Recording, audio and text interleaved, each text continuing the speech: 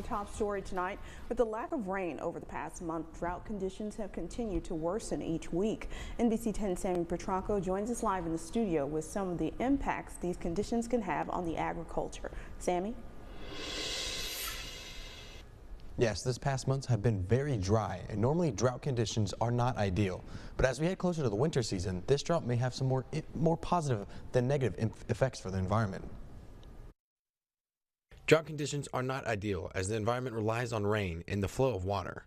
However, during this time of year, as most things head to dormancy, dry conditions may actually be welcomed, just not to an extreme. Could we use some rain? Sure, but we have to remember that most things are headed into winter dormancy right now, especially deciduous trees and our lawns, our deep south turf grasses, our warm season grasses.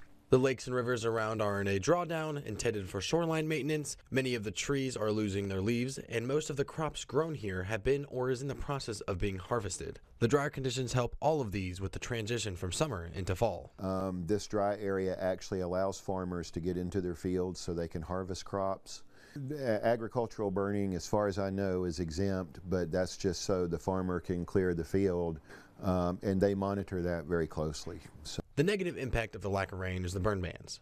The dry conditions of the soil, plants, and air allows fires to spread more rapidly, which is why many places in the Ark-La-Miss are under burn bans. So with burn bans over most of northern Louisiana now, I think it is very crucial for folks to heed these burn bans that have been imposed in just about all the parishes. I would say at this point it's just a situation we need to keep a close eye on.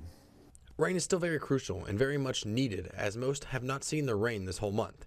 And to help stop and improve drought conditions, a little rain is needed. Luckily, some rain is in the forecast later into the week, but it still won't help the drought too much, at least in the long term. Reporting live in the studio for Ark-La-Miss News Source, I'm Sammy Petracco. All right, thank you so much, Sammy.